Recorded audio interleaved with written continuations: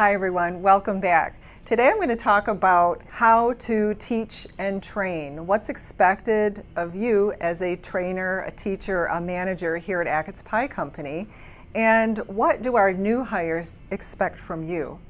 In last week's video I talked about the servant leadership mode of leading and how to train and uplift people through the organization.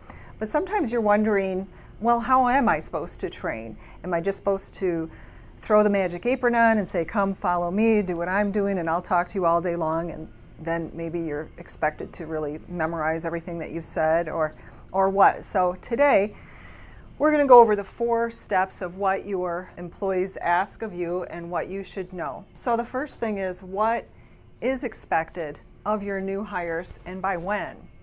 So what? What is expected? So here at Achatz Pies Company, we have a lot of different departments. We have our dough mixing department, we have our packaging department, we have our drivers, we have 6 retail pie shops. And what is expected of you and by when? So a lot of our team leaders here at the bakehouse use what they call a training track. So it might be a list of 10 things that you're going to learn in the first week.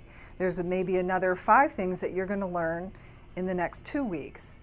There's a little box you check off, and I check it off after I've taught you. So it really explains what's expected of your new hires after they've already been through the interview process. That's a whole nother video to attract the right people. So the next thing we need to learn, how will the information be made available to you? Do they have a manual that they're supposed to read and follow? Is there going to be on-the-floor training, or is there going to be classroom training, or both? The next thing is, how will we know the expectations are being or not being met? So for instance, in our stores, we are topping cream pies. So what we do is we teach our new hires how to top a cream pie. Banana split is one that I use as an example a lot. And it's a 7-step process to top and build a banana split cream pie. You have a layer of bananas, you have a layer of pineapple, and everything is weighed and measured, and you do it on a scale, and you wear your gloves. Then you put the whipped cream, and then you drizzle chocolate and walnuts on the top, and then there's 7 maraschino cherries. So that process is a 2.5-minute process. So do you think right off the gate our new hires can build a banana split cream pie in 2.5 minutes?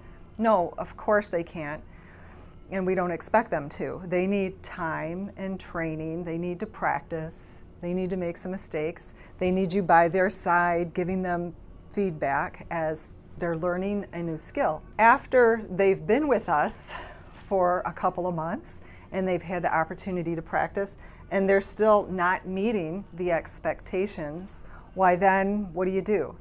So at least we do have a manual with very good training and good photos and weights and measures and times for them to have a goal. And the 4th thing is, what are the rewards or consequences for meeting or not meeting the expectations? So again, I'll go back to one of our counter girls. They're building a banana split pie. They've been with us for 6 months or 9 months or even a year, and they still can't quite get the skill down. They're not in the right time frame. Maybe it doesn't look as perfect. Maybe it's sloppy. Well, what is the problem? Have they not been given good training by you? That's the first thing you should question. Well, how's my training been for this new hire? Maybe I haven't been giving them time to practice. I haven't been giving them the right mentorship. I don't know. Always question yourself. But maybe you say, no, I have given them a lot of time. They have had a lot of time to practice. They've been with us for a year. They still, or they've been with us for 3 months or whatever, and they still have not got this skill down. It's you as the leader, as the manager, to understand maybe that person doesn't have the good hand-eye coordination. Maybe their strength is customer service.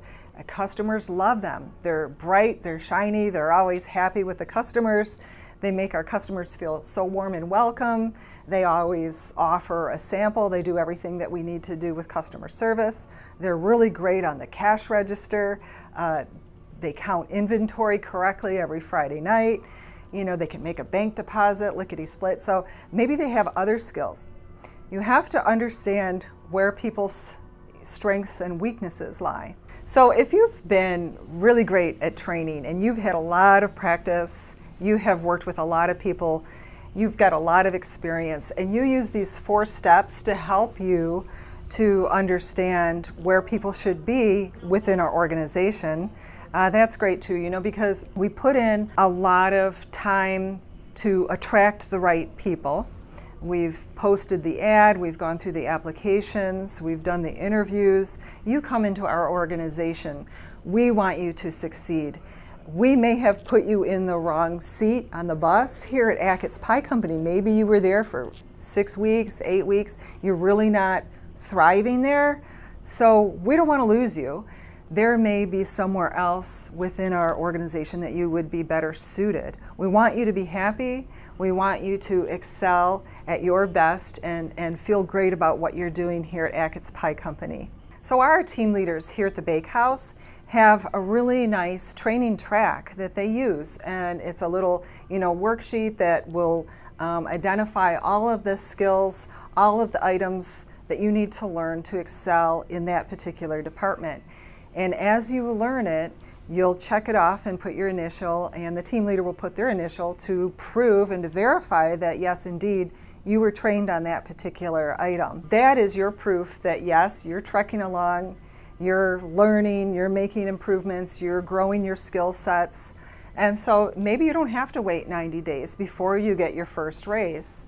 You know, maybe you're excelling. I learned this stuff from Zingerman's. It's a great company over in Ann Arbor, Michigan. So at Zingerman's, they use something called a training passport. We use a training track. So that was just another idea, something that I got from Zingerman's that we've incorporated here at Achatz Pies. They have a program called Zing Train where they offer tons of business classes, learning about leadership and management and how to run a really great business. So I highly recommend Zing Train. All right, you guys, thank you for joining me today. I hope that you learned something. If you did, feel free to share it with a friend. Subscribe to my channel. I'd be so happy. And I'll see you next week. Bye.